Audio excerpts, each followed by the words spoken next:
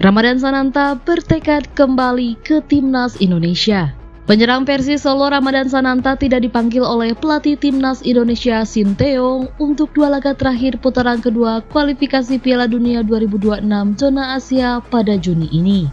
Hal itu menjadi motivasi bagi pemain asal Daik Lingga Provinsi Kepulauan Riau ini untuk bekerja keras dan memberikan yang terbaik agar bisa kembali mendapat panggilan ke tim nasional. Saya harus memberikan yang terbaik di liga dan saya harus belajar apa kekurangan saya. Saya bilang, saya gak takut bersaing. Saya harus maju dan bersedia maju lagi berseragam Indonesia. Kata Sananta saat ditemui Antara di Jakarta Selatan Jumat 14 Juni 2024. Tentu sangat sedih karena gak dipanggil. Tapi saya selalu positif, mungkin ke depannya saya harus bekerja lebih baik, ujarnya menambahkan. Ia ingin tetap menjadi pilihan utama di klubnya di tengah rencana regulasi pemain asing kompetisi Liga 1 Indonesia musim depan yang akan menggunakan 8 pemain asing. Ada latihan karena kita sudah memasuki libur kompetisi, jadi saya harus menjaga kebugaran saya. Kita tahu sendiri liga ini rencana ada 8 pemain asing. Saya harus kejar terus ketertinggalan saya dan saya harus terus belajar selayaknya sebagai striker, katanya. Indonesia melaju ke putaran ketiga setelah mengalahkan Filipina dengan skor 2-0 pada laga terakhir putaran kedua kualifikasi Piala Dunia 2026 zona Asia Grup F di Stadion Utama Gelora Bung Karno, Senayan, Jakarta, Selasa 11 Juni lalu. Dalam laga itu, Indonesia sejatinya memiliki banyak peluang gol, sehingga berpeluang mencetak lebih dari 2 gol. Mengomentari soal hal itu, sebagai seorang striker, Sananta mengaku sedikit gregetan. Namun ia juga memaklumi keadaan rekan-rekannya di timnas yang kesulitan mencetak banyak gol. Ya, saya tentu yang melihat greget karena mungkin peluangnya banyak. Mungkin saya nggak tahu ya, saya merasa kondisinya di dalam lapangan dan di luar lapangan berbeda, katanya.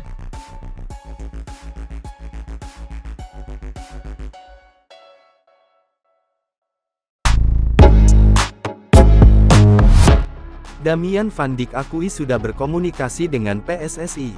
PSSI disebut bakal mendapat satu amunisi diaspora lagi. Pemain yang disebut tengah dipantau tersebut adalah Damian Van Dijk. Damian saat ini berstatus sebagai pemain Telstar U21. Pemain berusia 20 tahun ini bisa memainkan sejumlah peran di benteng pertahanan. Selain berposisi bek tengah, yang merupakan posisi naturalnya, Damian juga bisa dipasang sebagai bek kanan dan juga gelandang bertahan. Menurut Damian, sudah sempat ada komunikasi dari PSSI. Waktu itu, yang sempat menghubunginya adalah utusan PSSI, Hamdan Hamedan, yang saat ini dikenal sebagai salah satu sosok kunci di balik program naturalisasi atlet Indonesia. Tahun lalu, aku beberapa kali bicara dengan Pak Hamdan, ucap Damian, dalam siniar di kanal YouTube Yusa Nugraha. Aku juga sudah pernah bertemu dengan pemain-pemain lain, yang akan dinaturalisasi, juga dengan pemain-pemain yang saat ini sudah dinaturalisasi.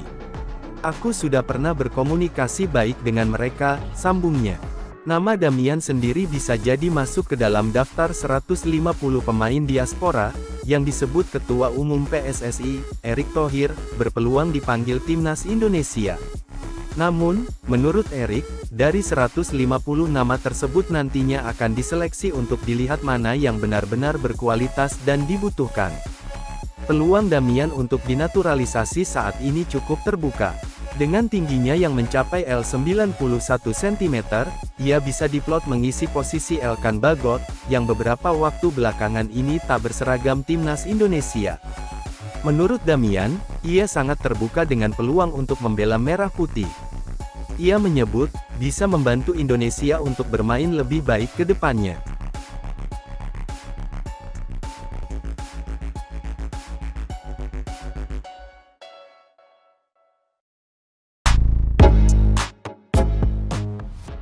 Sinteyong ingin Timnas Indonesia incar peringkat ketiga. Pelatih Timnas Indonesia Sinteyong ingin skuad Garuda setidaknya mengincar peringkat 3 atau 4 saat putaran ketiga kualifikasi Piala Dunia 2026.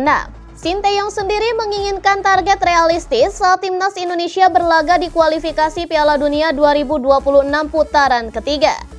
Dan pelatih asal Korea Selatan itu mengatakan bahwa Timnas Indonesia bisa bersaing untuk peringkat ketiga atau keempat. Faktanya, ranking FIFA Indonesia adalah yang terendah di antara 18 tim yang lolos ke putaran ketiga. Anda membutuhkan sedikit keberuntungan untuk lolos ke putaran final langsung. Jika kita mendapat 3 tim lawan yang cukup ideal di drawing, saya pikir kita bisa bersaing untuk peringkat 3 atau 4. Kemudian, kita bisa menargetkan putaran keempat kualifikasi Piala Dunia 2026. Dan kita bahkan tidak berpikir soal playoff. Kata Sinteyong dilansir bolasport.com dari Yonhap News. Di putaran ketiga, nantinya akan ada 3 grup yang berisikan masing-masing 6 tim. 2 tim teratas masing-masing grup akan lolos langsung ke putaran final Piala Dunia 2026. Dan kemudian peringkat 3 dan juga 4 akan melaju ke putaran keempat, di mana akan ada 6 tim yang dibagi ke dalam 2 grup. Dan 2 tim masing-masing pemenang grup akan lolos ke Piala Dunia 2026. Kami pasti akan bertemu salah satu 3 tim terbaik di Asia saat ini seperti Jepang, Korea Selatan, dan juga Iran. Saat saya bertemu dengan Korea Selatan, menurut saya itu mudah karena saya sebenarnya paling mengenal tim mereka. Jika Korea dan Indonesia satu grup, mereka juga akan mendapat perhatian lebih dari fans dan akan jadi tontonan yang sangat menarik, ucap Sinteyong.